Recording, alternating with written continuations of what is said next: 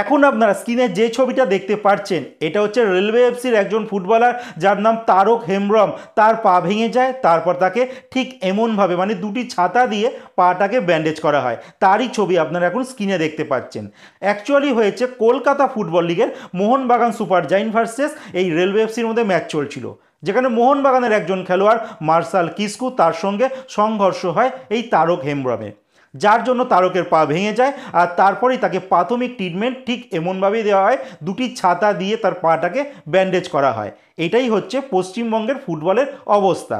আর আমরা স্বপ্ন দেখছি, ভারতীয়রা স্বপ্ন দেখছি যে আমরা বিশ্বকাপ ফুটবল খেলবো, সেখানে পশ্চিমবঙ্গ যেখানে ফুটবলের আতুরঘর বলা হয় ভারতের, সেখানেই এই অবস্থা হলে বাকি স্টেটগুলোর অবস্থা কি হতে পারে। আর বর্তমানে ভারতীয় ন্যাশনাল ফুটবল টিমে এই জন্যই আর বাঙালি খেলোয়াড় খুঁজে পাওয়া যাচ্ছে না, যেখানে অনেকেই কিন্তু এবার ফুটবল খেলতে আগ্রহ হারাচ্ছে। ফুটবলের যে অবস্থা চোখের সামনে আবারও তা কিন্তু প্রমাণ করলো। এত দূর তো ঠিকঠাক ছিল যে কোনো মতে একটা ছাতা দিয়ে তার পাটাকে ব্যান্ডেজ করা হয়েছে। এবার খেলোয়াড়টিকে যখন হসপিটালে পাঠানো হবে সেখানেও দেখা যাচ্ছে একটি অ্যাম্বুলেন্সে সবার প্রথম তোলা হলো, তারপর ওই অ্যাম্বুলেন্স থেকে আরেকটি অ্যাম্বুলেন্সে আবার শিফট করা হলো। একই একটা খেলোয়াড়ের পা ভেঙে গেছে, তার যন্ত্রণায় কিন্তু সেই খেলোয়াড়টি ছটফট করছে, তারপরও এমন ব্যবস্থা যেখানে যারা ফুটবল আয়োজককর্তা তারা দাবি করছে যে কোনো কিছু ছিল না, যার জন্য তারা ছাতা দিয়ে ব্যান্ডেজ করে দিয়েছে।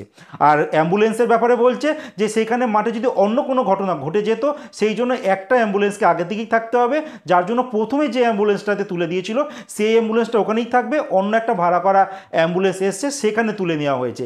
এই যুক্তিটা দিচ্ছে যারা এই আয়োজন করছে। তো বুঝতেই পারছো ভারতীয় ফুটবল তথা পশ্চিমবঙ্গের ফুটবলের কি অবস্থা চলছে। আর কলকাতা ফুটবলে এই ঘটনাটা থাকবে সেটা স্বাভাবিক, যারা লাস্ট ইয়ারের চ্যাম্পিয়ন সেটাই আজ পর্যন্ত ঘোষণা করতে পারলো না, তারা তো এইটুকানি করতেই পারে। তো এরপরে ভবিষ্যতে কোনো বাবা মা নিজের সন্তানকে ফুটবল খেলতে পাঠাবে কি না সেটা নিয়েই কিন্তু প্রশ্ন থেকে যাচ্ছে।